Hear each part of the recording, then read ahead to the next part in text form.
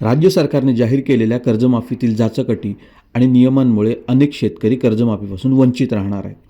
शेतकऱ्यांना विनाअट सरसकट कर्जमाफी मिळावी या मागणीसाठी रोहित पवार यांचं अन्नत्याग आंदोलन सुरू आहे. आज आंदोलनाचा 3रा दिवस आहे. आंदोलनस्थळी जात निलेश लंकेंनी सत्ताधाऱ्यांना चांगलंच सुनावले. आता आपण पाहूयात लंके नेमकं काय म्हणाले. याचा वनवा कधी भेटेल हे तुम्हाला सांगता येणार नाही. त्यामुळं मुख्यमंत्र्यांना आणि सर्व मंत्री महोदयांना सांगू इच्छितो की आता तरी शहाणे व्हा, आता तरी शहाणे व्हा आणि माझ्या शेतकऱ्यांच्या कष्टाचं घामाचं तरी द्या. कुणीतरी सांगितलं जातं की आता बँकांवर लोड येईल. तर ज्यावेळेस आदरणीय पवार साहेबांनी 72,000 कोटीची कर्जमाफी केली त्यावेळेस बँकांवर काही लोड नाही आला. आणि आता तर सगळं ऑनलाईन, तुमच्याच बँकातले पैसे बँकात राहणार आहे. काहीतरी टिपिकल भाषणं करायचे आणि सांगायचं आणि ह्या लोकांना दिशाभूल करण्याचं काम केलं जात आहे.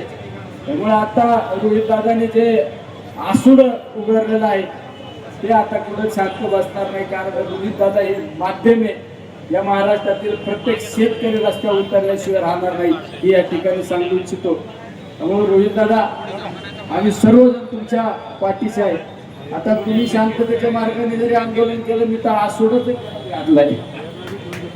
आता या सरकारच्या मंत्र्याला रोडवर आपण फिरून द्यायचं नाही हे तुम्हाला या ठिकाणी सांगतो. आपल्या नेत्याची जर ही परिस्थिती होत असेल तर आपण कार्यकर्ते आणि आपण जर शेतकरी पुत्र म्हणून घेण्याचा काय अधिकार आहे. त्यामुळे आपण सर्वांनी आता रस्त्यावर उतरलं पाहिजे हेच या ठिकाणी सांगू इच्छितो. आणि या आंदोलनामध्ये अनेक रोहितदादांबरोबर आमचे काही सहकारी उपोषणाला बसलेले अन्नत्याग करत आहेत. आम्ही सर्वजण तुमच्या बरोबर आहे. या ठिकाणी महाराष्ट्रातील आपल्याद्वारे सर्वांना सांगू इच्छितो की गावागावातले रस्ते बंद करा, तहसील ऑफिस बंद करा. त्या तहसीलच्या दारात कोंबड्या, तुमचे बकरं, शेळ्या, मेंढे सगळे घातल्याशिवाय हे सरकार जागी होणार नाही. माझं तर म्हणणं आहे 2 दिवसात काही निर्णय नाही झाला ना ते सगळे बकरं, शेळ्या सगळं घेऊन मंत्रालयातच घालू आपण. संतोषराव याच्याशिवाय यांना बोलणार नाही, हे सरळ नाही. कुठेतरी आता टीका टिप्पणी करते. रोहित दादा काय म्हणजे आता काहीतरी काय करतात, अरे स्टंट करतात. तुम्ही 1 तास उपाशी राहून दाखवा ना. लाजा तरी वाटला पाहिजे ना तुम्हाला बोलण्यासाठी, लाजा तरी वाटल्या पाहिजे ना. लावायचे आपले चिप टाळून आणि काहीतरी बोलायचं. अरे या माणसाला कर्जमाफी होणार आहे का? अरे या माणसाची हात परिस्थिती बघा ना तुम्ही. रोहित दादांची कर्जमाफी नाही होणार. अरे या माणसाला तुमच्या शेतकऱ्यांच्या वेदना कळतात, या माणसाला शेतकऱ्यांचं हृदय कळतं म्हणून या ठिकाणी आंदोलन. मधल्या कालखंडामध्ये पुढं नाशिकला आंदोलन, मंचरला आंदोलन, अनेक ठिकाणी गुन्हे दाखल झाले. अरे आंदोलन केलं म्हणून 8-9 रुपये रेट वाढला. 5 आणि 6 रुपयांनी त्या ठिकाणी शेतकऱ्यांच्या कांद्याला बाजार होता तो 18, 19, 20 रुपयापर्यंत गेला ना. याचं खऱ्या अर्थाने श्रेय कोणाचं आहे? रोहित दादांचं आहे.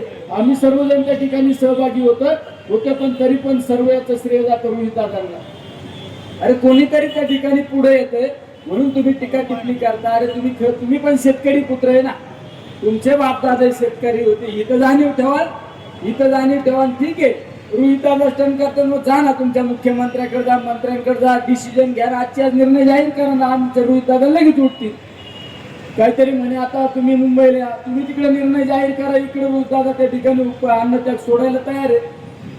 तर तुम्ही जर त्या ठिकाणी रोहित दादा उपोषणाला बसलेत अन्नत्याग करत असताना जर तुम्ही अशा पद्धतीने जर बालिश वक्तव्य करत असताल तर तुम्हाला हे शेतकरी माफ करणार हे या ठिकाणी सांगू इच्छितो. म्हणून मी आपल्याद्वारे सरकारला विनंती करतो, आता तरी शहाणे व्हा. आमच्या शेतकऱ्यांना द्या ना, त्यांच्या घामाच्या कष्टाचं आहे ना, अन्नदाता आहे ना.